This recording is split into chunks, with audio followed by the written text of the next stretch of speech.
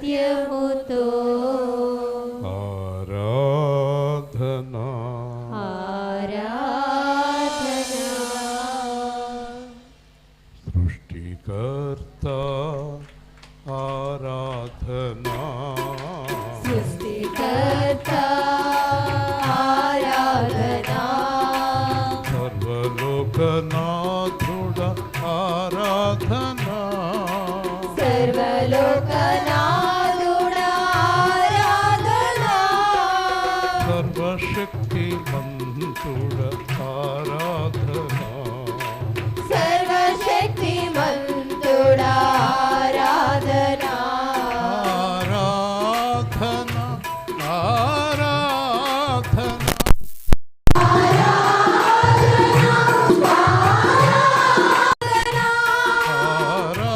ఆరాధనా ఆరాధనా ఆరాధనా. వాక్యస్వరూపి ఆరాధనా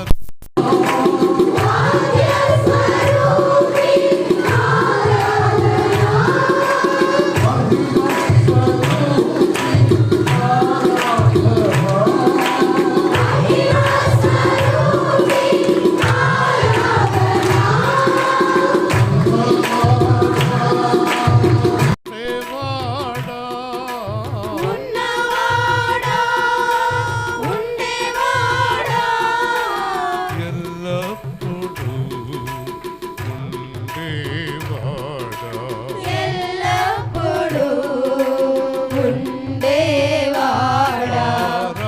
ఆరాధనా ఆరాధనా ఆరాధనా ఆరాధనా. ఒక్క మాటతో భూమ్యాకాశములు ఒక్క మాటతో భూమి ఆకాశము అనంత సృష్టిని చేసిన దేవా సమస్త సృష్టిని చేసిన దేవా. నీకు అసాధ్యము ఏమున్నది నీకు అసాధ్యము ఏమున్నది. సమస్తము నీకు సాధ్యమే సమస్తము నీకు సాధ్యమే. ఆరాధనా ఆరాధనా ఆరాధనా ఆరాధనా. యెహోవా యీరే యెహోవా షమ్మా యెహోవా ఈరే యెహోవా షమ్మా. యెహోవా షాలేం యెహోవా నిస్సి యెహోవా షాలేం యెహోవా నీసి. స్వస్థపరచువాడా ఆరాధనా నన్ను స్వస్థపరచువాడా ఆరాధనా నన్ను. మేలు చేయువాడా ఆరాధనా మేలు చేయువాడా ఆరాధనా. నేనున్నాను భయపడకుమని నేనున్నాను భయపడకుమని. నేనున్నాను భయపడకుమని నేనున్నాను భయపడకుమని. మా పక్షముగా యుద్ధము చేయువాడా నా పక్షముగా యుద్ధము చేయువాడా. మా పక్షముగా యుద్ధము చేయువాడా నా పక్షముగా యుద్ధము చేయువాడా. జయమిచ్చువాడా జయశాలి జయమిచ్చువాడా జయశాలి. ఆరాధనా ఆరాధనా ఆరాధనా ఆరాధనా. ఆరాధనా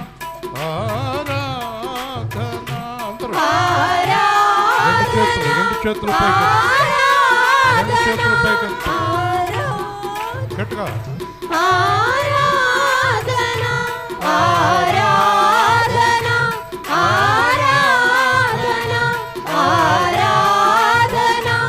ఆరాధన ఆరాధన ఆరాధన ఆరాధన ఆరాధన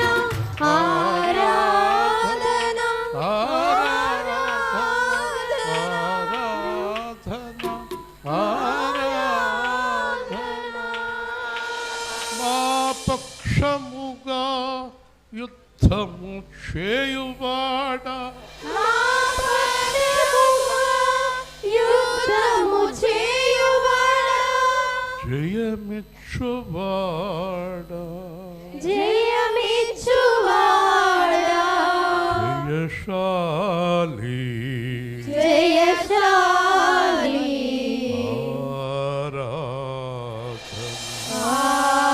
ఆరాధన రాజ్ కుమార్ గారు ప్రార్థిస్తారు, ఏకీభవించండి. పరిశుద్ధుడు పరిశుద్ధుడు పరిశుద్ధుడని కొనియాడబడే తండ్రి దేవా,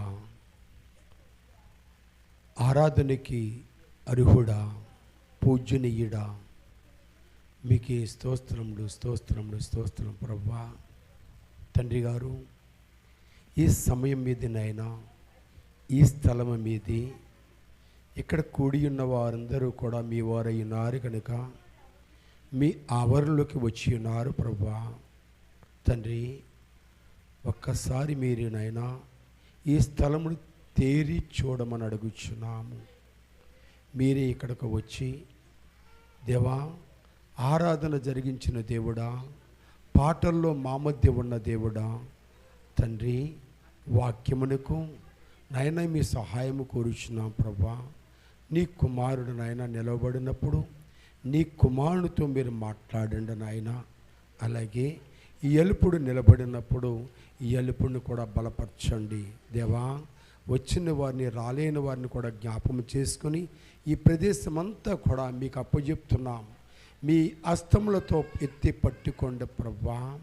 దేవా, వినగనే చెవులు నీ బిడ్డలకు దయచేయండి. ఏ మాటలు నీ బిడ్డలు వివరించనైనారో ఆ మాటలు ఆ బిడ్డలలోకి వెళ్ళి ఆత్మతో సత్యంతో ఆరాధించడానికి ఏమి చేయాలో అది ఈ రోజు నుంచే ప్రారంభించడానికి తగిన సహాయం చెయ్యండి ప్రభా. తండ్రి, ఈ సమయాన్ని మీకు అప్పచెప్తున్నాం. పరలోక పరిశుద్ధులను 24 పెద్దలైన వారిని ఇక్కడ ఉంచండి. మీరే కార్యము దగ్గరుండి జరిగించి మహిమ పొందమని కృపా కనికరము కలిగిన యేసు నామములో ప్రార్థన చేసి వేడుకునిచున్నాము తండ్రి. ఆమేన్, ఆమేన్, ఆమేన్. కూర్చుందాం. కొద్ది నిమిషాలు నేను, కొద్ది నిమిషాలు రాజ్ కుమార్ గారు, తర్వాత మొత్తం మీద మోషే గారు కేక్ కట్ చేయడానికి ఒప్పుకున్నట్టున్నారు. ఇవన్నీ కూడా 9:09 లోపల పూర్తవుతాయి. ఈ సమయంలో శ్రద్ధగా దేవుని మాటలు క్లుప్తముగా విందాము. శబ్దం చేయకుండా దేవుని మాటలు విందాం. దానికి ముందుగా ఒక కుటుంబంలో దేవుడు ఎలా ఎన్నుకుంటాడు, కుటుంబ వ్యవస్థ ఈరోజు మనకి ఇబ్బంది లేకుండా నేను కానీ, నా భార్య కానీ, నా పిల్లలు, అల్లుడు, కోడలు, మనవలు, అమర్నాథ్ గారు కానీ, వారి పిల్లలు, అల్లుడు, కోడలు అందరూ చిన్న పిల్లలతో సహా ప్రభువులో ఉండటం ధన్యత. ఒక కుటుంబం అందరూ కూడా దేవుణ్ణి తెలుసుకోవటం అనేది దేవుడు కృప లేకుండా జరగదు. అంతేకాదు, వాక్యాలు బోధించే వరం కూడా దేవుడు ఇవ్వడం, ఇదంతా కూడా దేవుని యొక్క ప్రణాళిక. ఈరోజు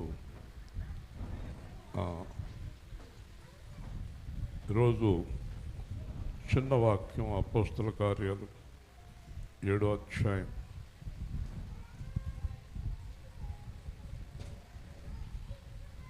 అపోస్తుల కార్యాలు 7వ అధ్యాయం 35వ వచనం. అపోస్తుల కార్యాలు 109 కొత్త నిబంధన 7వ అధ్యాయం 35వ వచనం. అధికారినిగాను తీర్పరినిగాను నేను నియమించిన వాడెవడని వారు నిరాకరించిన ఈ మోషేను అతనికి పొదలో కనపడిన దేవదూత ద్వారా దేవుడు అధికారినిగాను విమోచకునిగాను నియమించి పంపెను. చాలా జాగ్రత్తగా దేవుని మాటలు వినాలి.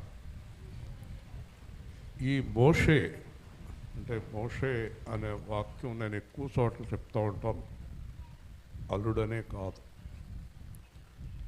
ఈ మోషేను నిరాకరించారు, తృణీకరించారు. సందర్భం ఏంటంటే మోషే ఐగుప్తులో పెరిగాడు. పెరిగిన తర్వాత ఒక ఐగుప్తీయుడు ఒక ఇశ్రాయేలీయుడు గొడవ పడుతున్నారు. గొడవ పడుతున్నప్పుడు ఐగుప్తీయుడితో దెబ్బలాడి ఐగుప్తీయుడిని చంపి మోషే పాతి పెట్టాడు. అక్కడ ఆర్ఆర్కే గారు ఒక చక్కని మాట చెప్తారు. ఎవరా కేకలు? ఆర్ఆర్కే గారు ఒక మాట చెప్పారు. మోషే అనుకున్నాడట, ఎవరు చూడలేదు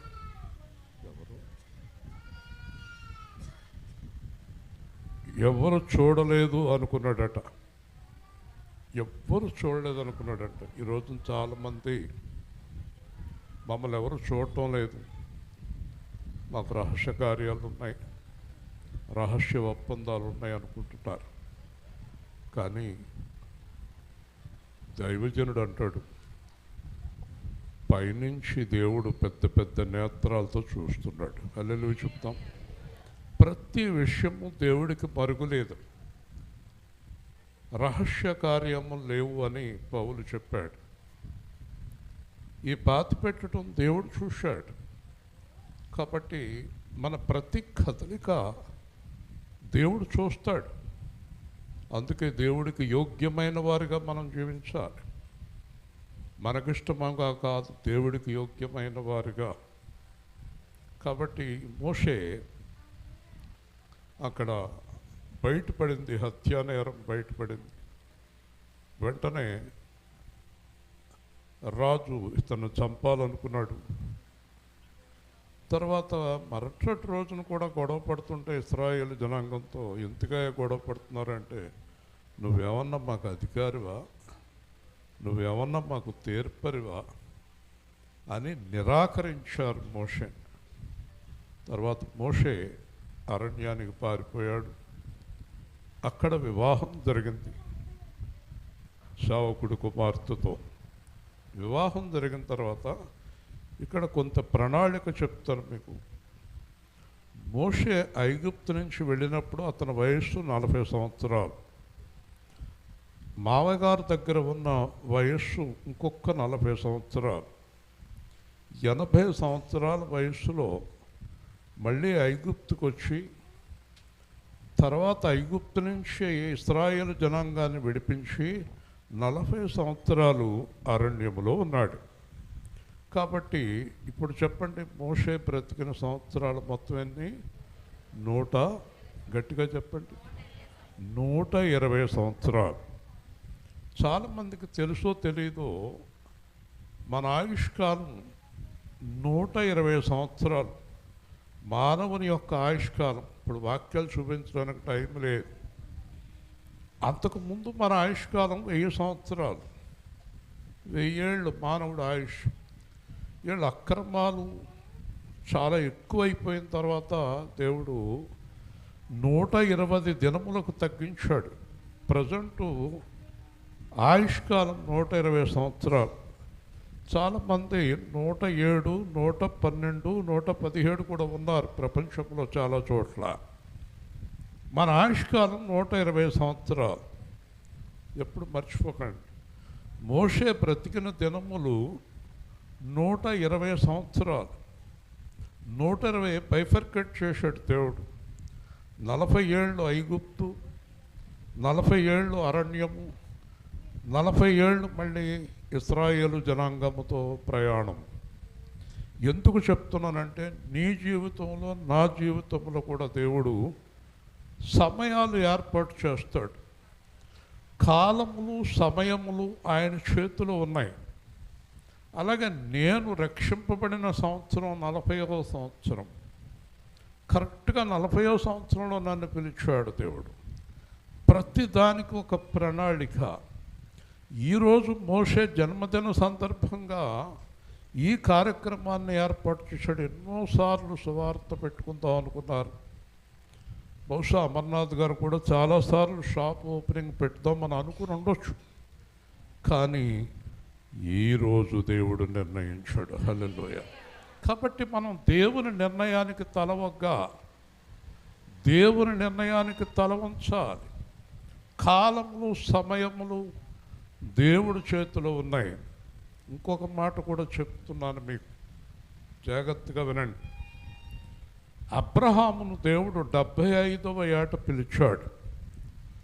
అబ్రహాము నేను ముసలోడిని అయిపోతున్నాను, నా భార్య ముసలిది అయిపోతుందన్న దేవుడు కంగారు పడలేదు. 100వ ఏట పిల్లవాడిని ఇచ్చాడు. 100వ ఏట కుమారుణ్ణి ఇచ్చాడు.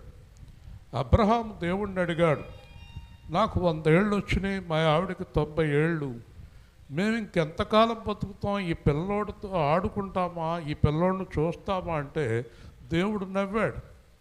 నవ్వి ఏం చెప్పలేదు అబ్రహాముకి. కానీ 175 సంవత్సరాలు అబ్రహాం బతికాడు. దేవుని స్తోత్రం. అంటే వాళ్ళ అబ్బాయికి 75 ఏళ్ళు వచ్చినాయి. వింటున్నారా? ఈరోజు ఆయుష్కాలం దేవుడి చేతిలో ఉంది. మన ఆయుష్కాలం దేవుని చేతిలో ఉంది. బ్రతికించేవాడు, మృతునందించేవాడు, గాయము చేయువాడు, గాయము కట్టువాడు ఆయనే. దేవుడు అనుకోకుండా ఒక్క క్షణం ఈ భూమి మీద నువ్వు ఉండలేవు. దేవుడు అనుకుంటే ఎంత కాలమైనా ఉండగలవు. అర్థమైందా? ఆ మధ్య కేజీఎఫ్లో ఒక ఆయన అడిగారట, మూర్తి గారు బాగున్నారా అని అడిగారంట. ఈయన అన్నాడంట, ఇక్కడ కంటే ఇంకా ఎక్కువ బాగున్నాడు అన్నారంట. దేవుని స్తోత్రం. హల్లెలూయా. కాబట్టి ఎవరి వల్ల కాదు ఇది. ఆయుష్కాలం మనది కాదు. ఎంతకాలం ఉండమని నియమించాడని మోషే కీర్తన రాశాడు. ఎంతకాలము ఈ భూమి మీద ఉండాలి. మనలో ఎవరైనా సరే దేవుడు నిర్ణయించిన సమయం ఇక్కడ మనకు ఇవ్వబడుతుంది. ఆ నిర్ణయ సమయంలోనే ఆయన కార్యాలు జరిగిస్తాడు. కాబట్టి నేను అది చేస్తాను ఇది చేస్తాను అనొద్దన్నాడు యాకోబు. ఒకవేళ దేవుని చిత్తం అయితే చేస్తాను అనమన్నాడు. హల్లెలూయా. కాబట్టి మన ఆయుష్కాలం మన చేతిలో లేదు. చాలామంది చిన్న వయసులో చనిపోతున్నారు, చాలామంది పెద్ద వయస్సు జీవించగలుగుతున్నారు. చిన్న వయసులో అనారోగ్యాలు, పెద్ద వయసులో ఆరోగ్యంగా. మావయ్య గారి కింద సంవత్సరం మేమందరం రాజమండ్రిలో ఉన్నాం. జనవరిలో అన్నీ సిద్ధం చేసేసాం, సమాధి సిద్ధం చేస్తున్నాం, అన్నీ రెడీ అన్నాం. నేనేమో అయిపోయాడు అంటుంటే ఈయన నా మీద దెబ్బలాట. ఏంటంటే అయిపోయాడు అంటారు. ఇదిగో చూడండి ఎలా కూర్చున్నాడు, 97 సంవత్సరాల వ్యక్తి. దేవుని స్తోత్రం. సాక్ష్యం. మొన్న ఒక ఆయన అంటున్నాడు, మా మావయ్య గారికి 97 వచ్చినాయి అన్నాను. ఇంకా 3 కదండి ఉంటాడు అన్నాడు ఆయన. దేవుని స్తోత్రం. 100 సంవత్సరాలు, పూర్తి సెంచరీ కదండి. కాబట్టి ఆయుష్కాలం నిర్ణయించేది దేవుడు, ఆరోగ్యము నిర్ణయించేది దేవుడు, నీకున్న వ్యాధిని స్వస్థపరిచే శక్తి గలవాడు దేవుడు. నీకున్న రోగం ఏంటో ఆయనకు తెలుసు, ఎందుకంటే ఆయనే నిన్ను తయారు చేశాడు. కొంతమంది కిడ్నీలు అంటారు, కొంతమంది ఊపిరితిత్తులు అంటారు, కొంతమంది నెర్వస్ అంటారు, కొంతమంది బ్రెయిన్ అంటారు. ఇవన్నీ ఎవరు చేశారు? గట్టిగా చెప్పండి. నేనే స్వస్థపరచువాడను. ఆ లోపల ఎక్కడ లోపం ఉందో డాక్టర్లకు తెలియకపోయినా దేవుడికి తెలుస్తుంది. కానీ బాధ ఏంటంటే మనం దేవుణ్ణి ఒక డాక్టర్ గారిని, ఒక అధికారిని, ఒక ఇంట్లో వాళ్ళని, చుట్టూ ఉన్న వాళ్ళని, డబ్బుని నమ్మినట్టు ఎవరు నమ్మం? దేవుణ్ణి నమ్మం. దేవుని స్తోత్రం. మనకు డబ్బు మీద ఉండే పిచ్చి, డబ్బు మీద ఉండే ఆలోచన, మనుషుల మీద ఉండే గొప్ప ఆలోచన దేవుడి మీద ఉండదు. కాబట్టి నీ జీవితాన్ని నిర్ణయించేది దేవుడు. హల్లెలూయా. ఇంతకాలం ఒకవేళ నువ్వు రేపు ఉంటాను అంటానికి అధికారం లేదు నీకు. యేసు ప్రభు అన్నాడు, నిన్న రాదు, రేపు తెలియదు, ఈరోజు సంతోషంగా ఉంటున్నాడు. హల్లెలూయా. నిన్న రాదు, రేపు తెలియదు, ఈరోజు చూడండి. పాపం మెడికోస్ అహ్మదాబాద్లో ఎంత ఆశతో డాక్టర్లు చదువుకుంటున్న పిల్లలు, విమానం ఆడ మీద పడుతుందని వాళ్ళకి తెలియదండి. విమానంలో ఉన్న వాళ్ళకి విమానం కూలిపోతుందని తెలియదండి. అందరూ చనిపోయారు. చూసారండి ఎంత హృదయ విదారకమైన విషయమో. అక్కడే ఒక ఆశ్చర్యకార్యం, ఒకే ఒక వ్యక్తి బయటికి పడి బతికాడు. హల్లెలూయా. ఇదంతా చాలా మిరాకిల్స్, ఇది చాలా అద్భుతం ఇది. కాబట్టి ఈ మోషే ఏం చేశాడంటే మందను తోలుకుంటూ పర్వతానికి వెళ్ళాడు. కానీ చాలాసార్లు తోలుకుంటూ వెళ్ళాడు. కానీ ఆ రోజు దేవుడి నిర్ణయం, పొదలో అగ్ని కనిపించింది. ఏంటి పొద కాలటం లేదు, అగ్ని ఉంది, పొద కాలటం లేదేంటి అనుకున్నాడు. ఆశ్చర్యంగా ఉందని ఆ పక్క నుంచి వెళ్ళినప్పుడు ఒక్కసారి అందరూ రెండు చేతులు ఎత్తి దేవుని స్తోత్రం. దేవుడు అంటున్నాడు, మోషే. చెప్పండి అందరూ. ఎలా తెలుసు ఆయనకి ఈయన పేరు? నా గుళ్ళంతా జలధరింతుంది. మోషే. ఎవరు పిలిచారండి? సృష్టికర్త. హల్లెలూయా. కాబట్టి మన పేర్లు ఆయనకు తెలుసు, మన జీవితం ఆయనకు తెలుసు, మన ఆయుష్ ఆయనకు తెలుసు, ఎవరితో వివాహం జరుగుతుందో తెలుసు, పిల్లలు ఎప్పుడు పుడతారో తెలుసు, పిల్లలకి ఎవరితో వివాహం జరుగుతుందో తెలుసు. కొన్ని వేల సంవత్సరాల తర్వాత ఈ సృష్టి ఏమవుతుందో సృష్టికర్తకు తెలుసు. నీకు నాకు తెలియదు. నీకు నాకు తెలియదు అన్న మాట మనం ఎప్పుడు ఒప్పుకోం. అన్నీ తెలుసు అంటాం మనం, ఏమీ తెలియదు మనకి కదండి. మోషే అన్నాడు, ఇది పరిశుద్ధ స్థలం సుమా, నేనున్నాను ఇక్కడ, చెప్పులు విడువుము అన్నాడు. మోషే చాలా భయపడ్డాడు.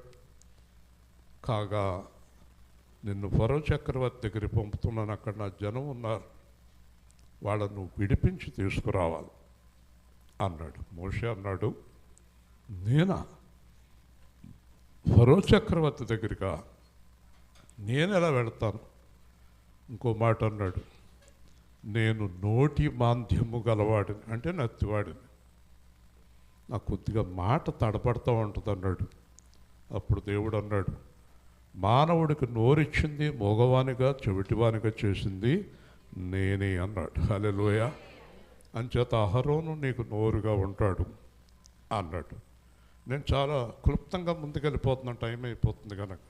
ఈ సబ్జెక్టు 2 గంటలు ఉంటుంది.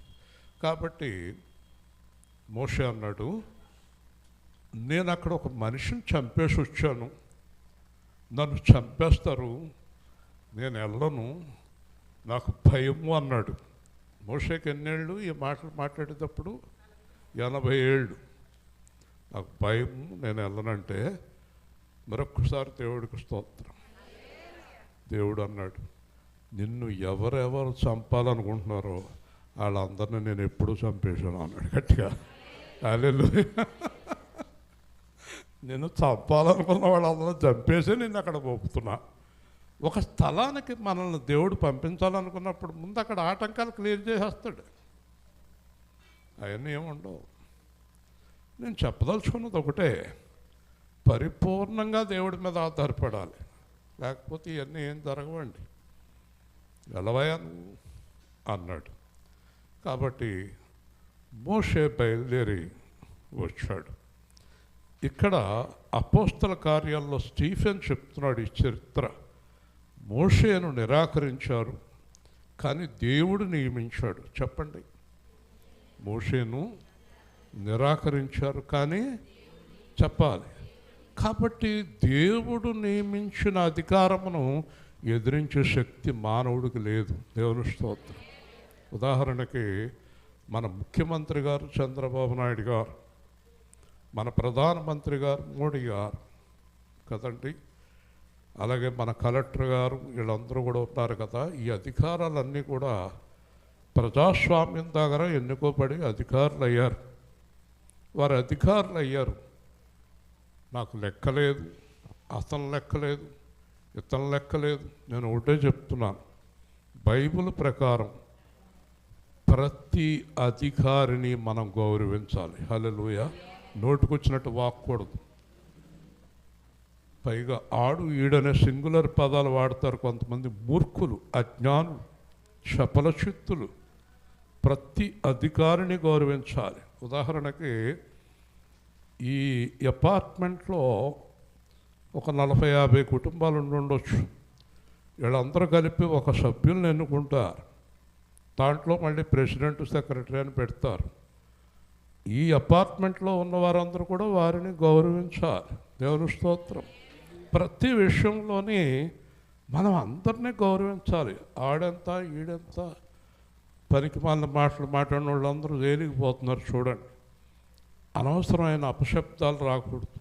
యేసు ప్రభు మాటల్లో నాయన, కుమారుడా, కుమార్తె, సోదరి, సహోదరుడా, తండ్రి అన్న పదాలు తప్ప వేరొక పదం ఆయన నోట్లో నుంచి రాలేదు. హల్లెలూయా. మంచి మాట మాట్లాడాలి. నోటికొచ్చినట్టు అలా మాట్లాడకూడదు. చాలా జాగ్రత్తగా మాట్లాడాలి. నీ నోటి మాటను బట్టి నీకు తీర్పు వస్తుంది. కాబట్టి ఈ ఫరో చక్రవర్తికి దగ్గరకు మోషే వచ్చి నన్ను దేవుడు పంపించాడు అన్నాడు. అప్పుడు ఫరో చక్రవర్తి అన్నాడు, ఎవడో అన్నాడు. ఎవడు? ఆ యెహోవా అన్నాడు. తర్వాత అద్భుత కార్యాలు చేశాక అన్నీ అయిపోయాక ఎవడు అన్నాడు కదా ఫరో. మోషేని పిలిచి అంటాడు, నా గురించి నీ దేవుడికి ప్రార్థన చెయ్యి అన్నాడు. హల్లెలూయా. ఎవడు అన్నాడు. కాబట్టి దేవుడు ఒక్కడే, మర్చిపోకండి. దేవుళ్ళు కాదు, దేవుడు ఒక్కడే. దేవుడు ఒక్కడే అంటానికి సాక్ష్యం మనమే. నేను చాలామంది అమెరికా వాళ్ళు, నార్వే వాళ్ళు, విదేశస్తులతో తిరిగాను గ్రానైట్లో. ఎవ్వరికి కాళ్ళు, చేతులు, కళ్ళు, తల తేడా లేదండి. అమెరికా వాళ్ళు మనలాగా ఉన్నారు, రష్యా వాళ్ళు మనలాగా ఉన్నారు, నార్వే వాళ్ళు మనలాగా ఉన్నారు.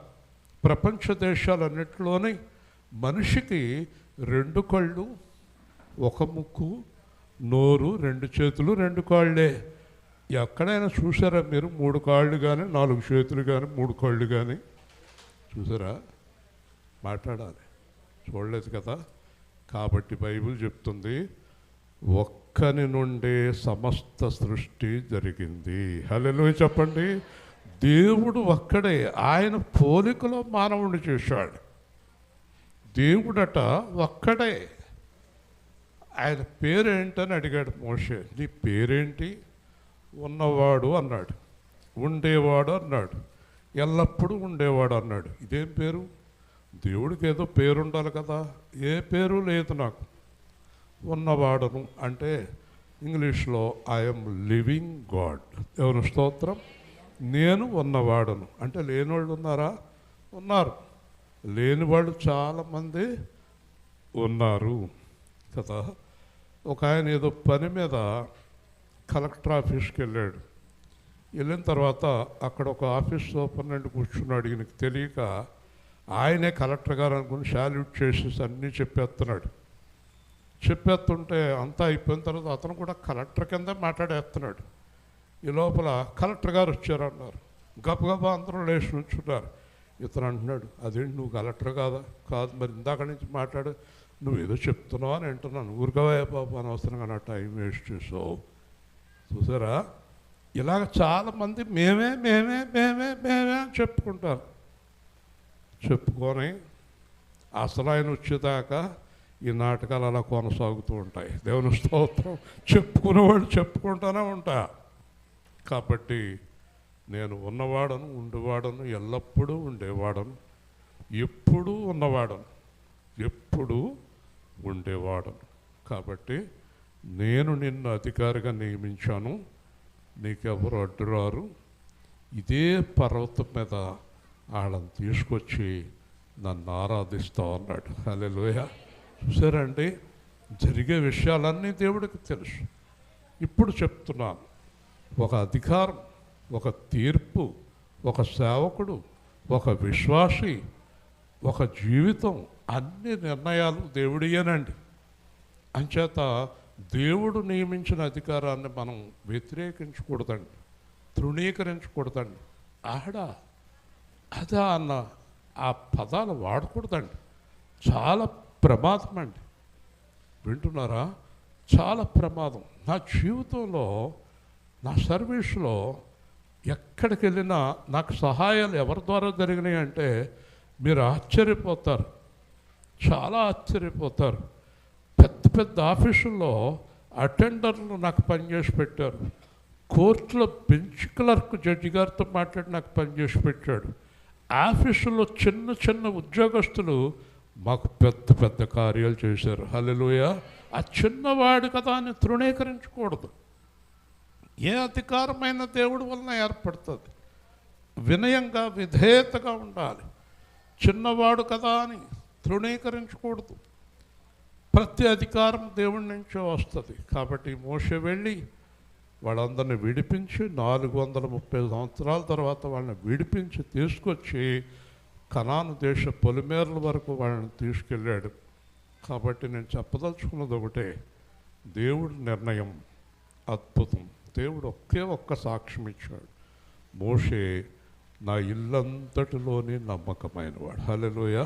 నేను చివరగా చెప్పేది ఒకటే, మీరు దేవుడికి, భర్తకి, భార్యకి, మీ స్నేహితులకి, మీరు పనిచేసే చోట, మీరు నమ్ముకున్న వారికి అందరికీ ఎప్పుడు నమ్మకాన్ని పోగొట్టుకోవద్దు. హల్లెలూయా. నమ్మకం పోయిన తర్వాత ఏమీ విలువ ఉండదండి. కాబట్టి నమ్మకంగా మోషే జీవించాడు. అలాంటి జీవితాన్ని ఈ మోషే కూడా జీవించాలని ఆశిస్తూ ముగిస్తున్నాను. ప్రార్థన. ప్రేమ గల తండ్రి, దేవాధిపతి అయిన ప్రభువా, ఈరోజు మీరు ఇచ్చిన వాక్య భాగాన్ని బట్టి స్తోత్రాలు. నా తర్వాత మాట్లాడుతున్న రాజ్ కుమార్ గారిని ఎత్తిపట్టుకుని మాట్లాడండి. ఈ కార్యక్రమాన్ని తగిన సమయానికి ముగించండి. ఆమేన్.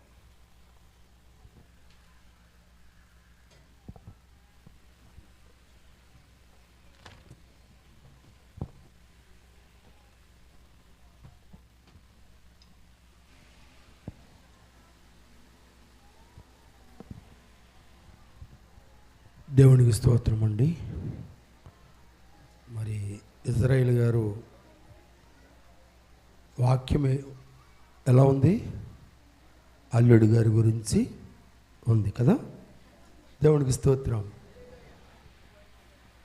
మోషే గారు పుట్టినరోజున మామయ్య గారు మోషే అనే పేరు గురించి చెప్పడం జరిగింది. దేవునికి స్తోత్రం. హల్లెలూయా. చిన్న ప్రార్థన చేసుకుని ముందుకు వెళ్దాం, సమయానికి ముగించుకుందాం. మహనీయుడును మహాదేవుడును మా గొప్ప ప్రభు అయిన తండ్రి, ప్రభా, మోషేని మీరు ఆదిలో ఎన్నుకున్నారు ప్రభా. అనేక మంది ఆ బిడ్డ మీద సణుక్కున్నా ఆ బిడ్డను ఒక తలగా ఉంచినందుకే మీకు స్తోత్రాలు. ఆ మాటలు నీ కుమారుడు ద్వారా వినిపించిన విధానాన్ని బట్టి మీకు వందనాలు చెల్లిస్తూ, ఇప్పుడు ఈ అలుపుని ఎత్తు పట్టుకోమని అడుగుచున్నాను. ఎవరు ధన్యులు, ఎవరు ధన్యులనే మాటలో నీ బిడ్డలకి ఏ మాటలు వివరించాలో ఆ మాటలే నాకు దయచేయమని నన్ను వెనక వించి మీరు ముందుండి మీ బిడ్డలతో మాట్లాడండి. రండి. అబ్రహాము దేవుడా, విశాఖు దేవుడా, యాకోబు దేవుడా, ఆది అంతము కలిగిన దేవుడా, మీకే వందనాలు చెల్లిస్తున్నాం. కొద్ది సమయము మమ్మల్ని మీకు అప్పచెప్పుకుంటున్నాం. యేసు నామములో ప్రార్థన చేసి వేడుకుంటున్నాము తండ్రి, ఆమేన్. మరొకసారి మీ అందరికీ మరణాత పాట మధ్యలో ఇస్తాను నీకు, అప్పుడు నువ్వు ఎట్లాగంటే అలాగా. దేవునికి స్తోత్రం. చూడండి, ప్రకటన గ్రంథము ఎవరు ధన్యులు బాగా గమనించాలి. మరి ఇజ్రాయేల్ గారి మాటలు ప్రతి రోజు వారంలో ఒక్కరోజే గ్యాప్ ఉన్న అన్ని రోజులు కూడా మీకు అయ్యగారి వాక్యం తిరుగుతుంది కనుక మరి నేను మోషే గారు పిలవగా మీకు నేను ఒక గిఫ్ట్ లాగా ఇక్కడికి వచ్చాను కనుక మరి దేవుడు ఏమిస్తాడో దాన్ని మనము మాట్లాడదాం. మనము దేని విషయంలో ధన్యులము. ఇక్కడ ప్రతిరోజు వాక్యాలకి వెళ్ళలేని వాళ్ళు ఉన్నారు, వెళ్ళే వాళ్ళు ఉన్నారు. నేను వెళ్ళే వారి గురించి వాక్యం కాదు కానీ వెళ్ళలేని వారి గురించే నా వాక్యం. దేవుడు ఎవరో తెలియని వారి గురించి. దేవునికి స్తోత్రం. కొద్ది మాటలు చూడరా తల్లి. ప్రకటన గ్రంథము 1:3 సమయము సమీపించున్నది గనుక ఈ ప్రవచన వాక్యమును చదువువాడును వాటిని విని సంగతులను గైకొన వారును ధన్యులు. దేవునికి స్తోత్రం. హల్లెలూయా. ఇక్కడ గమనించవలసిన విషయం ఏంటంటే సమయము సమీపించుచున్నది. ఏంటి సమయము? సమయము సమీపించున్నది. గత 4 రోజుల కిందలైతే 4 days బ్యాక్ లేదా 5 days బ్యాక్ అన్ని దిక్కుల్ని యుద్ధ సూచన వచ్చేసి ఉన్నది అని మనం అనుకున్నాం. ఏమంటే అందరికీ తెలుసు కదా, యుద్ధ సూచన వచ్చి ఉన్నది అని మనకు తెలుసు. సమయము సమీపించి ఉన్నది. ఎక్కడ ఏ దేశముతో ఏ దేశము కొట్టుకుంటాయో మనకు తెలియదు. సమయము. దేవునికి స్తోత్రం. హల్లెలూయా. ఇందులో ఎవరు దేవుణ్ణి నమ్మారు, ఎవరు దేవుణ్ణి నమ్మలేదనే విషయంలో ఇక్కడ ధన్యులు అంటున్నాడు. ఏది ధన్యులంటే సమయము సమీపించి ఉన్నది కనుక ఈ ప్రవచన వాక్యములు మీరు చదవండి, వాటిని విని ఇందులో వ్రాయబడిన సంగతులను మీరు గైకొన్న వారు ధన్యులు. దేవునికి స్తోత్రం. సువార్తలో చేసే పని ఏంటంటే వాక్యం వినండి అమ్మ, మీరు కూడా ధన్యులు అవుతారు. ఎందుకు ధన్యులంటే యేసు ప్రభువారు నేను ఇలాంటి మీటింగులు జరిగితే మాకొద్దు, ఈ దేవుడు మాకు కాదు అని రాళ్లతో కొట్టిన వాడిని నేను. రెండోది మా పక్కన కూర్చున్న మా ఇజ్రాయేల్ గారు అయితే మరియమ్మ గారు ఎక్కడైతే బైబిల్ దాచుకున్నారో ఆ బైబిల్ ఎక్కడ దొరుకుతుందని చూసి నెతికి పట్టుకోవడానికి ప్రయత్నం చేసిన ఈయన. అవునంటారు కదంటారా? దేవునికి స్తోత్రం. అయితే ఇప్పుడు ధన్యులు ఎవరయ్యారంటే ఇజ్రాయేలు గారు ధన్యులయ్యారు. నేను ధన్యునేని. ఎందుకో తెలుసా? మాలో ఉన్న క్రియలను చంపుకుని యేసే మా దేవుడని మేము ముందుకు వెళ్ళడం అనేది సాగుతుంది. ఇప్పుడు నేను ఒకటి అనుకుంటున్నాను, సావు అయితే మేలు, బతికితే క్రీస్తు గారికి. నేను ధన్యుడిని. దేవునికి స్తోత్రం. ఎందుకంటే ప్రవచన వాక్యములు చదువువాడును వాటిని విని ఇందులో వ్రాయబడిన సంగతులను గైకొను వారు ధన్యులు. దేవునికి స్తోత్రం. హల్లెలూయా. మరొక మాట మీకు సెలవిస్తుంది చూడండి. కీర్తనల గ్రంథము 1:2 మరొక మాట మనకు కనపడుతుంది. యెహోవా ధర్మశాస్త్రమందు ఆనందించువారు దేవారాత్రము ధ్యానించి దానిని చదవండి తల్లి.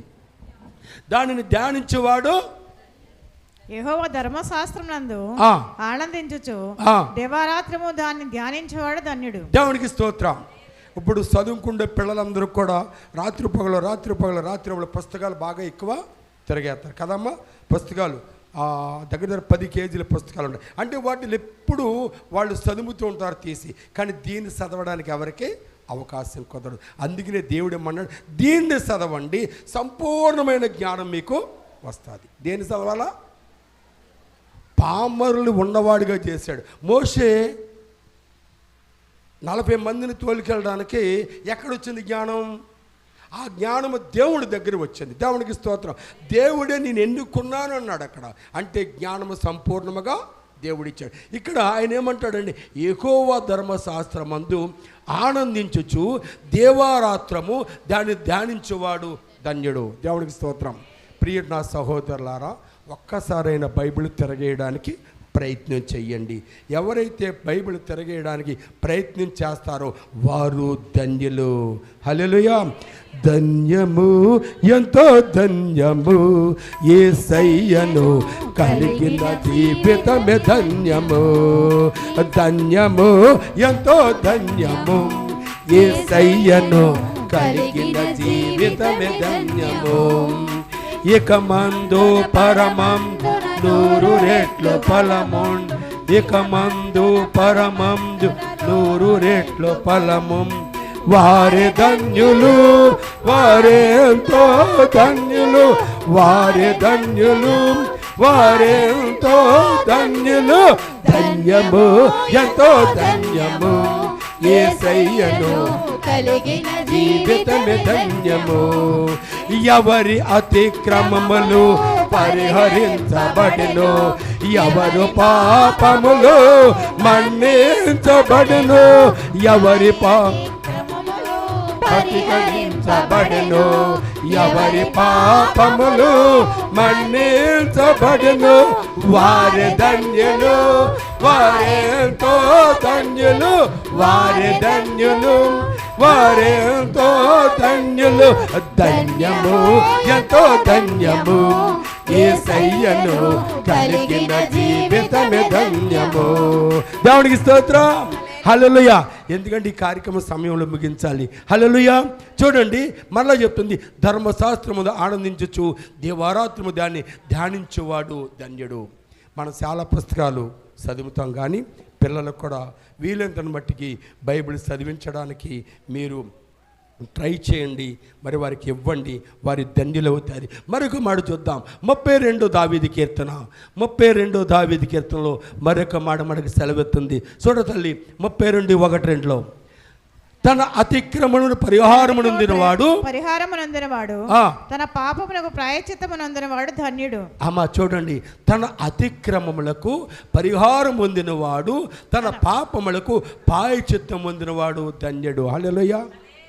నీవు దేవుని దగ్గర పాప క్షమాపణ అనేది పొందాలి, అడగాలి. నాయనా, నేను గత కాలంలో నేను బురదలో పడ్డ పందిలో తిరిగాను, ఈరోజు నీ దగ్గరికి వచ్చాను, నన్ను శుద్ధిని చెయ్యి, శుద్ధిని చెయ్యి. దేవునికి స్తోత్రం. ఎప్పుడైతే నువ్వు శుద్ధుడు అవుతావో అప్పుడు ధన్యుడువు అవుతావు. అందుకే దేవుడు అనే మాట అంటే తన అతిక్రమను పరిహారించుకునేవాడు, తన పాపమును ప్రాయశ్చిత్తమును నొందినవాడు ధన్యుడు. యెహోవా చేత నిర్దోషని ఎంచబడినవాడు, ఆత్మలో కపటము లేనివాడు ధన్యుడు. కొంతమంది మాట్లాడుతూనే మన లెక్కేస్తారు, మనతో మాట్లాడుతూనే మన వెనకాలన్న ఎదురున్న అన్నీ కూడా లాగడానికి ప్రయత్నం చేస్తారు. అది కాదు దేవుడు అడిగితే. ఏమంటాడంటే, దేవుడు ఆత్మశుద్ధి కలిగి ఉన్నవాడు ధన్యుడు. దేవుడు పరిశుద్ధ గ్రంథం పట్టుకున్నాం, కానీ మనలో ఎటువంటి మార్పు లేకపోతే అది ధన్యత్వానికి తీసుకెళ్దు. ఎప్పుడు నువ్వు ధన్యుడిగా మారుతావంటే ఆయన ధర్మశాస్త్రం ఉన్న ప్రతి విషయాన్ని జాగ్రత్తగా గైకొని వాటిని అంగీకరించి నడుచుకుంటే నువ్వు ధన్యుడు వెళ్తాం. మరొక మాట 41:1 తల్లి, 41:1 యెహోవా కొరకు. అమ్మ చూడండి, 41 కీర్తన చేస్తున్నావా? చాలామంది ఆహారం మిగిలిపోయిన తర్వాత అండి రేపు ఎల్లుండ తిందామని ఉంచుకుంటారు, కానీ అది పూజెట్టి అయిన తర్వాత బయటపడతారు. వద్దండి. దేవునికి స్తోత్రం. బేదలను కటాక్షించేవాడు ధన్యుడు, ఆపత్కాలమందు యెహోవాని తప్పించను. దేవునికి స్తోత్రం. అమ్మ, నేను ఏదో గొప్పగా చెప్పను, కానీ నా దేవుడు నేను లేని స్థితిలో ఉన్నప్పుడు, ఆహారం లేని సమయంలోనూ లేదా వస్త్రం లేని సమయంలో, డబ్బు లేని సమయంలో దేవుడు నాకు అన్నీ ఇచ్చిన తర్వాత నాకు నేర్పింది ఏంటంటే ఎవరికైనా ఆహారము పెట్టడానికి. అనేక వేల మందికి దేవుడు నన్ను పెట్టేవాడుగా ఇచ్చాడు. సమయం ఏంటి చెప్పమంటారా? మొన్న యాక్సిడెంట్ జరిగింది 15 రోజుల కింద. ఈ చెయ్యి ఇరిగిపోయింది. చెయ్యి ఇరక ముందు కాలుకి తగిలింది, చెయ్యి ఇరిగింది. ఈ చెయ్యిలో ఆనగానే నా తలకి ఆకులు అంటుకున్నాయండి. ఏమంటుకున్నాయి? ఆకులు. అంటే కొద్ది క్షణములు తల సిట్లిపోవాలి. దేవునికి స్తోత్రం. అంటే తల సిట్లిపోవలసింది ఈ కాలు చేతుని ఆగిన తప్ప తల సిట్లిపోవాలి. ఎందుకో తెలుసా? ఇక్కడ ఏమండి, ఆపత్కాలమందు యెహోవా వాడిని తప్పించును, యెహోవా వాడిని కాపాడి బ్రతికించును. ఎస్, నేను సజీవుల గుంపులో ఉన్నానంటే నా దేవుని యొక్క కార్యమండి. కనుక నువ్వు ధన్యుడు అవ్వాలంటే, లేదా నువ్వు ధన్యురాలు అవ్వాలంటే నీ చేసే ప్రతి పని కూడా దేవుడు ప్రజలు మెచ్చుకోవాలని కాకుండా దేవుడు మెచ్చుకోవాలని కార్యములు చేయాలి. నేనేమంటానంటే, పేదలను కటాక్షించడం ఎలాగంటే, నీకున్న దాంట్లో పాడేయకుండా ఎవరైనా తిరిగలిగింది ఉంటే వారికి పెట్టడంలో అంతకు మించిన భాగ్యం ఇంకోటి లేదండి. దేవుడికి స్తోత్రం. చూడండి మరొక మాట, 112వ దావీదు కీర్తన. 165:4 చదవరా తల్లి. 165:4. నీ ఆవరణలో నివసించినట్లు నీవు ఏర్పరచుకొని చేర్చుకున్నవాడు ధన్యుడు. దేవునికి స్తోత్రం. చదవండి అమ్మ, చదవండి. నీ 4 అండి, 65:4 ఖాళీ 65:4 అండి. నీ ఆవరణములో నివసించినట్లు దేవునికి ఎవరు? ఇప్పుడు ఇక్కడ చాలా మట్టి అందరూ కూర్చున్నారండి. ఆయన ఆలయములో ఏర్పరచుకున్న మీరు, దేవుడి ఏర్పాట్లు మీరు ఉన్నారండి. దేవుడి ఏర్పాట్లు మీరు ఉన్నారు. అలా ఎండాక రారండి, ఎవరుని ఎండాక రారు. ఆయన అంటున్నాడు, నేను ఎవరిని ఆకర్షిస్తానో వారే నా దగ్గరికి వస్తారు. దేవునికి స్తోత్రం. అంటే ఇక్కడ ఉన్న వారందరూ కూడా దేవుడు ఆకర్షణలో ఉన్నవారే. హల్లెలూయా, గడిగ చెప్తాం హల్లెలూయా. అంటే మీ మీద ఆయన కనిపిస్తుంది. అంటే ఆలస్యమైతే అదేమో కానీ రావడానికి, కానీ వారిలో యేసంటే విశ్వాసము ఉన్నది. అందుకని ఇక్కడ ఏమన్నా, నీ ఆవరణములో నివసించినట్లు నీవు ఏర్పరచుకొని చేర్చుకున్నవాడు ధన్యుడు. దేవుడికి స్తోత్రం. తల్లి పిల్లలు ఒక ఎడారిలో మేస్తున్నప్పుడు ఒక గాలు, ఒక తుఫాను, ఒక సౌండ్ వచ్చినప్పుడు ఆ పిల్లలన్నీ కూడా తల్లి రెక్కల సాటికి ఎలాగైతే వెళ్తాయో అలాగే ఏ ప్రమాదం వచ్చినప్పటికీ కూడా నిన్ను కాపాడేవాడు కొనుకడు, నిన్ను కాపాడేవాడు కొనుకడు. దేవునికి స్తోత్రం. ఎందుకంటే ఆయన ఆవరణలో ఉండాలట. మనం ఎవరి ఆవరణలో? దేవుడి ఆవరణలు. దేవుడి గురించి ఒకసారి ఆలోచించావా? ఆయన జ్ఞాపకం చేసుకున్నావా? ఆయన గురించి తెలుసుకున్నావా? తెలుసుకోవడానికి ప్రయత్నం చేసావా? అంటుకోదండి, ఇది అంటువ్యాధి కాదు. ఆయన అంటున్నాడు, నేనే మార్గము, నేనే సత్యము, నేనే జీవము. అలా ఎవరైతే ఆ సత్యాన్ని, ఆ మార్గాన్ని గైకున్నాడో ఆయన జీవములోకి వెళ్తాడని ఇక్కడ వాక్యం సెలవిస్తుంది. దేవుడికి స్తోత్రం. ఇది ఏమి అంటుకునేది కాదు. ఆయన అన్నాడు, నా మాటలు విని గైకొనివాడు, నా మాటలు విని గైకొనివాడు. మాటలు వినాలట, గై కొనాలంట. విను. సాధారణంగా మన స్కూల్లోకి వెళ్తాం. ఇప్పుడు 10th ఇంటర్మీడియట్ వాళ్ళకి చాలామంది సబ్జెక్టులు చెప్పడానికి వస్తారు. ఒక్కొక్కరు ఒకే రీతిగా చెప్పి వెళ్ళిపోతారు కదండి. ఒక్కొక్క సబ్జెక్టు చెప్పి ఒకే రీతిగా వెళ్ళిపోతారు. అంటే వినగలిగిన వాడు ధన్యుడు. ఆ ఏ సబ్జెక్ట్ అయితే చెప్తున్నారో అది బాగా విని ఆ వచ్చినప్పుడు, ఏ సబ్జెక్టు ఆ మాటలు వచ్చినప్పుడు ఎగ్జామ్లో రాసినప్పుడు నువ్వు ధన్యుడు అవుతావు. దేవునికి స్తోత్రం. అలా రాయడానికి వెళ్ళి ఇజ్రాయేల్ గారు వెనకాల నేను నుంచున్నాను అనుకో, ఎక్కడ వెళ్ళిపోయాను కాడ నాకేం తెలియదు అనుకో, నేనెవరో తెలుస్తాను అడిగితే నీకు తెలియదనంటే అక్కడ కుదరదండి. అంటే తెలుసున్నవారేమో ఎడం వైపు, తెలియని వారేమో ఎక్కడికి? కుడివైపుకి ఎడం, 2 పక్కలకి వెళ్ళవలసి ఉంటుంది. అలా కాకుండా నువ్వు కుడివైపుకి వెళ్ళేదానిగా ధన్యురాలుగా మారాలని వాక్యం సెలవిస్తుంది. చూడ తల్లి, 112:1. నేను త్వరగా కొన్ని మాటలు చూపించి ముగిస్తాను. 112:1. యెహోవాను స్తుతించండి. హల్లెలూయా, హల్లెలూయా. మనం ఏం మాటలు చెప్పుకున్నాం? దేవుడి గురించి మాట్లాడుకున్నాం. ఆయన దేవుడు ఎవరు? ఆది అంతము కలిగిన దేవుడు, భూమాకాశాలు సృజించిన దేవుడు. ఒకవేళ నీకు యేసు ప్రభు ఎత్తడము, ఆయన మాట ఎత్తడము నీకు ఇష్టము లేకపోతే, యేసు అనే మాట నీకు ఎత్తడం ఇష్టం లేకపోతే ఒక ప్రార్థన చేయొచ్చు. ఏమని? భూమాకాశాలు సృజించిన దేవుడా, నన్ను సృజించిన దేవుడా, నువ్వు నాతో మాట్లాడు, కనపడు. ఏం మాట్లాడతావు? యేసుప్రభు మాట్లాడుతూ పోని, భూమాకాశాలు సృజించిన దేవుడు ఎవరు ఆయన అంటున్నాడు, నేనే నేనే అంటున్నాడు. చూడు మళ్ళీ ఆ మాట మళ్ళీ చదివయ్యా.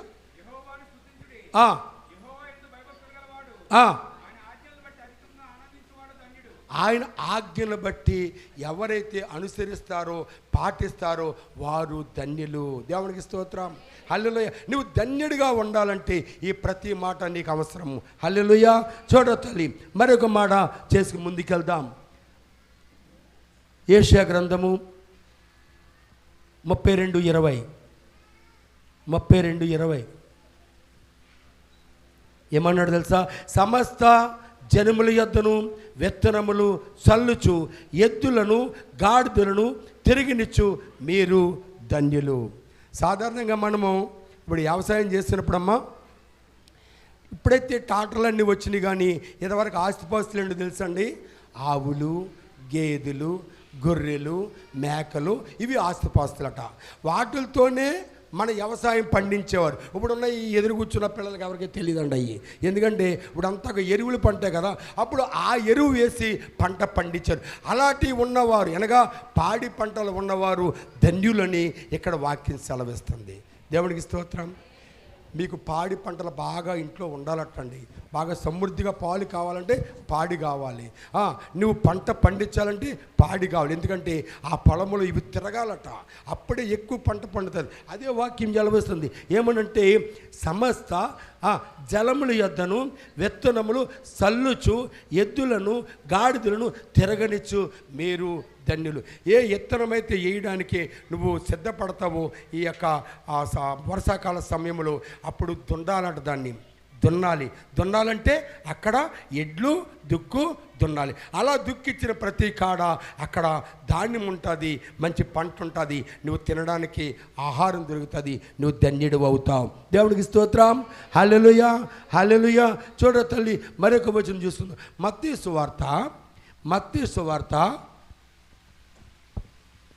11:6.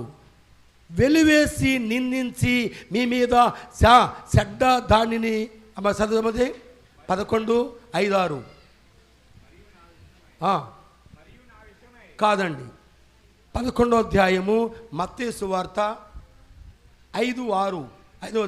గుడ్డివారు చూపు పొందుచున్నారు, కుంటివారు నడుచుచున్నారు, కుష్ఠరోగులు శుద్ధులగుచున్నారు, చెవిటివారు వినుచున్నారు, చనిపోయిన వారు లేపబడుచున్నారు, బేదలకు సువార్త ప్రకటింపబడుచున్నది, మరియు నా విషయమై అభ్యంతర పడిన వాడు ధన్యుడని ఉత్తరం ఇచ్చెను. నా విషయమై అభ్యంతర పడని వాడు ఎవరి విషయంలో? సపోజ్ మనం ఇందులో మీటింగ్ పెట్టుకున్నాం కదా, ఈ కార్యక్రమం, అండ్ మా మోషే గారు అందరినీ అడిగి ఉంటాడు, అయ్యా ఇలా సువార్త పెట్టుకుంటాను అని చెప్పేసి.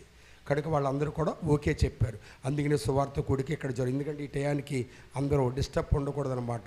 కానీ ఇక్కడ ఏమన్నాడంటే కింద వచ్చిన చాలా బాగా రాయబడింది. మీరు చదవండి తల్లి, మరొక మాట చదివేది అమ్మ, చదవండి.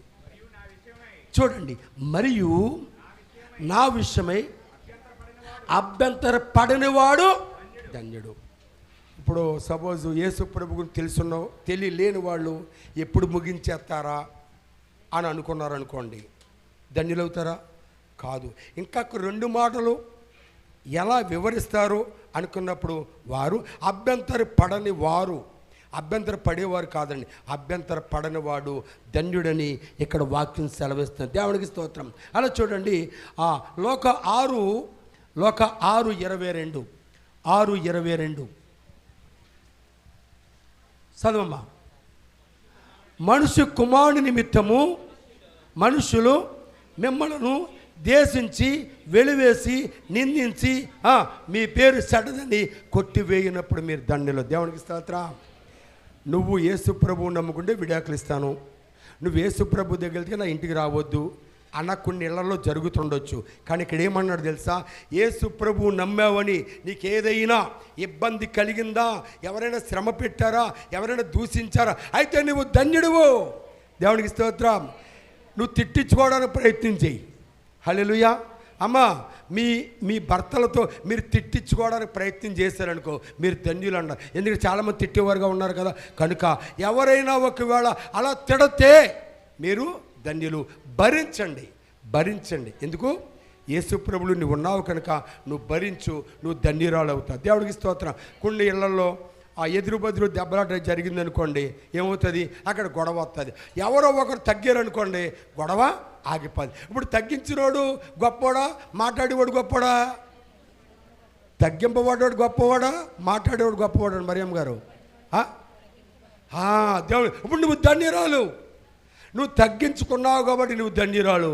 ఆయనతో పాటు కేకలెత్తే ధన్యురాలు కావు. కనుక నువ్వు ధన్యురాలు అవ్వాలంటే ఎదరవాళ్ళతో దూషింపబడుతున్నావా?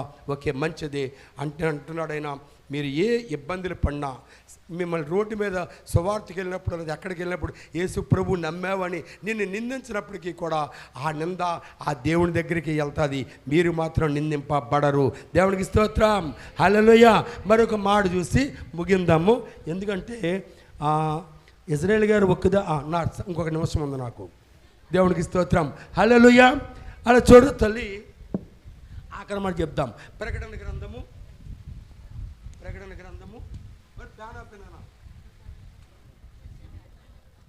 అమ్మ చూడ తల్లి, ప్రకటన 19:9.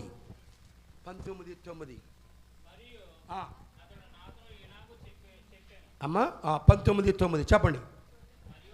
మరియు అతడు నాతో ఇలాగా చెప్పెను, గొర్రెపిల్ల పెండ్లి విందుకు పిలువబడిన వారు ధన్యులు.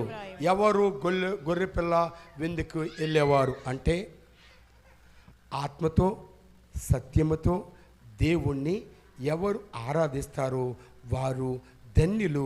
పరలోక రాజ్యములో ఆయన కుడిపార్శ్వమున కూకోవడానికి అవకాశము దొరుకుతుంది. మరలా చదివే మాట. మరియు అతడు నాతో ఇలాగ చెప్పెను, గొర్రెపిల్ల పెండ్లి విందుకు పిలువబడిన వారు ధన్యులని వ్రాయము. దేవునికి స్తోత్రం. యోహాను గారు ఆయన పద్మద్వీపంలో ఆయన దర్శనం పొందినప్పుడు ఆయన చెప్పిన మాట, మీరు ధన్యులు. ఎప్పుడు ధన్యులంటే ఆయన అంటున్నాడు, ఈ ప్రవచన వాక్యాలు మీరు వినాలి. అమ్మ మళ్ళీ చదువుతాలి 9వ మాట. అది మరియు అతడు నాతో ఇలాగూ చెప్పాను, గొర్రెపిల్ల పెండ్లి విందుకు పిలువబడిన వారే ధన్యులని వ్రాయము. ఎక్కడ జరుగుతుంది పెళ్లి విందు?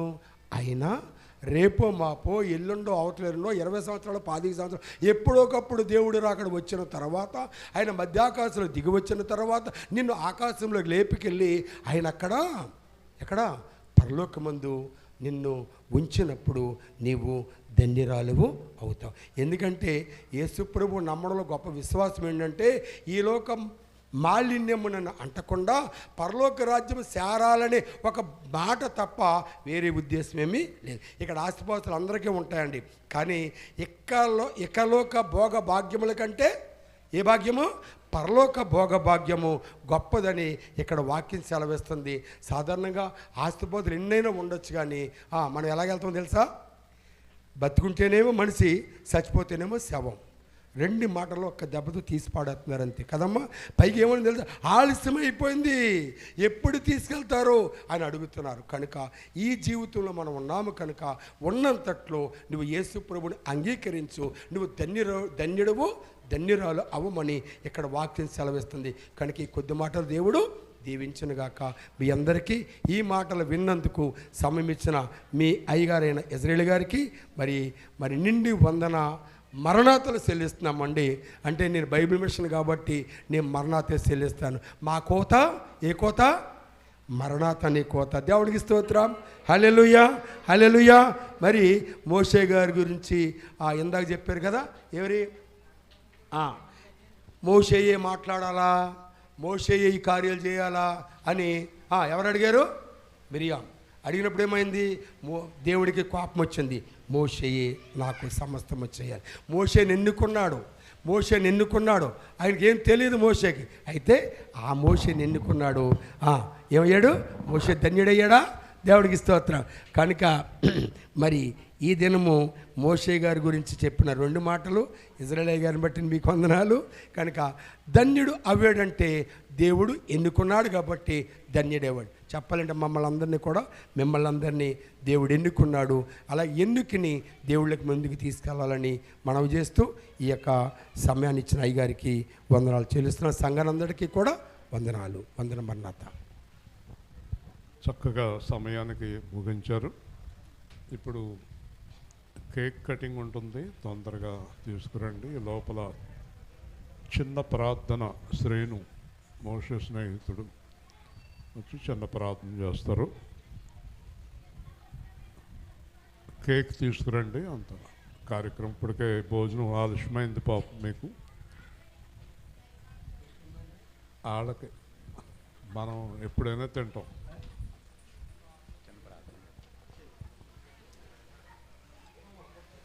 అందరూ కళ్ళు మూసుకుందాం అండి. అందరూ కళ్ళు మూసుకుని ప్రార్థన చేసుకుందాం. మహాగణుడానికి స్తోత్రములు, మహోన్నతుడానికి స్తోత్రములు, సర్వోన్నతుడానికి స్తోత్రములు, సర్వాధికారి నీకు స్తోత్రములు, సర్వవ్యాప్తమైన దేవా నీకు స్తోత్రములు, మహిమస్వరూపి నీకు స్తోత్రములు, ఆరాధనకు యోగ్యుడా నీకు స్తోత్రములు, స్తుతులకు పాత్రుడా నీకు స్తోత్రములు, స్తోత్రార్హుడా నీకు స్తోత్రములు. సైన్యములకు అధిపతికి యెహోవా పరిశుద్ధుడు, పరిశుద్ధుడు, పరిశుద్ధుడు. సర్వలోకము ఆయన మహిమతో నిండి ఉన్నది. ఆయన నామమునకే మహిమ, మహిమ, మహామహిమ కలుగును గాక అని నిత్యము వేవేల దోతలతో స్తుతించబడుతున్న దేవా నీకు స్తోత్రములు. మమ్మల్ని మిక్కిలిగా ప్రేమించిన మా ప్రియ పరలోకపు తండ్రి, నీ పరిశుద్ధ నామమునకు వందనములు, స్తుతులు, స్తోత్రములు నాయనా తండ్రి. గతించిన కాలమంతి ప్రభా మాకు ఆరోగ్యమును, ఆయుష్ను, బలమును, శక్తిని ప్రసాదించి ఈ రోజున ప్రభా నాయనా తండ్రి మమ్మల్ని బలముతోనూ శక్తితోనూ నింపి నీ సన్నిధానమునకు నడిపించిన విధానం బట్టి నీకు స్తోత్రములు చెల్లించుకుంటున్నాం. అయ్యా తండ్రి గాను, కుమారుడు గాను, పరిశుద్ధాత్మ గాను తండ్రి మాతో నుండి మాలో ఉండి మమ్మల్ని నడిపిస్తున్న విధానం బట్టి నీకు స్తోత్రములు చెల్లించుకుంటున్నాం.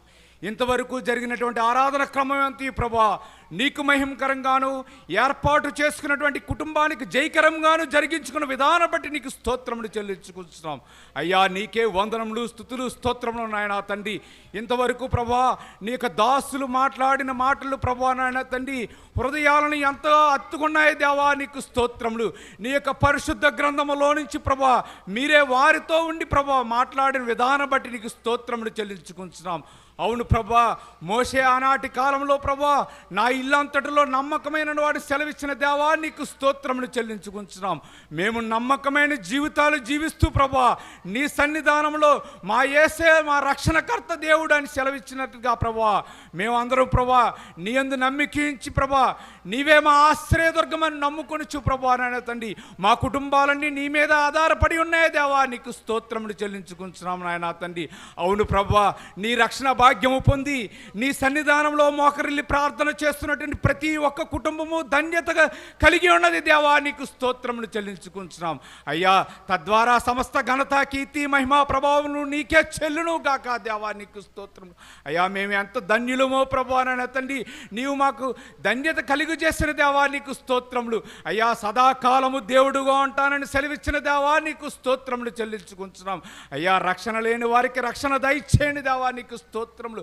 అయ్యా నీ యొక్క రక్షణ సువార్తను, సత్య సువార్తను ప్రభా అనేక మంది సేవకులు ప్రభా నాయన తండ్రి ఎంతో నాయన తండ్రి భారముతో నాయన తండ్రి సత్య సువార్తను ప్రకటిస్తున్న నీ సేవకుల్ని జ్ఞాపకం చేసుకునండి. ప్రతి ఒక్కరిని దీవించండి, ఆశీర్వదించండి. నీ రక్షణ సువార్తను ప్రకటించడంలో ఇంకనూ బలమైన సాధనాలుగా వాడుకురమని అడుగుచున్నాము దేవా నీకు స్తోత్రములు. బిడ్డలకు కావలసినటువంటి సంపూర్ణ ఆరోగ్యమును దయచేయండి, బలమును దయచేయమని అడుగుచున్నాము దేవా నీకు స్తోత్రములు. ఇక్కడ ప్రభా నీ సన్నిధానంలో మోకరిల్లి ప్రార్థన చేస్తున్నటువంటి ప్రతి ఒక్క కుటుంబాన్ని దర్శించండి దేవా నీకు స్తోత్రములు చెల్లించుకొచ్చున్నాం. ప్రతి ఒక్క కుటుంబంలో నీ యొక్క అద్భుత కార్యములు జరిగించమని అడుగుచున్నాం దేవా నీకు స్తోత్రములు. ఎవరైతే ఆకరలతో ఉన్నారు ప్రభా, ఎవరైతే ఏ శోధనలో ఉన్నారు ప్రభా, ప్రతి ఒక్క శోధన నుంచి విడుదల కలుగు చేయండి దేవా నీకు స్తోత్రములు. అక్కర్లు తీర్చే దేవా నీకు స్తోత్రములు చెల్లించుకుంటున్నాం దేవా నీకు స్తోత్రములు. మా రక్షణ కేడమా, మా ఆశ్రయ దుర్గమా దేవా నీకు స్తోత్రములు.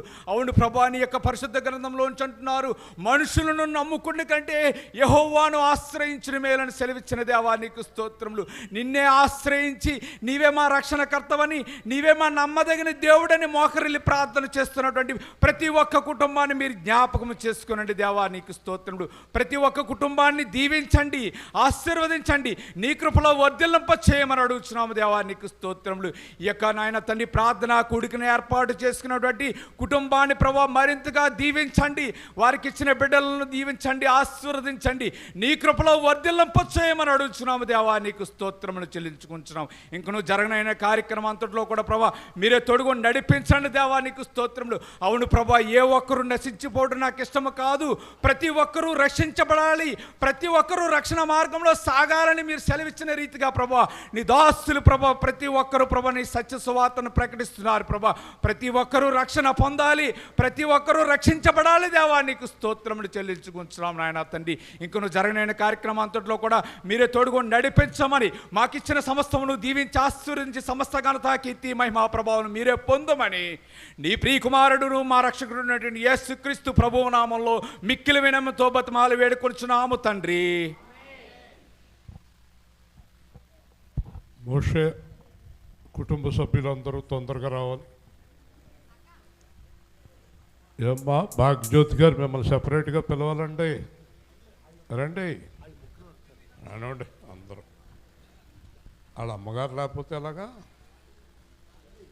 తల్లిగారి ప్రధానం తండ్రి కంటే కూడా.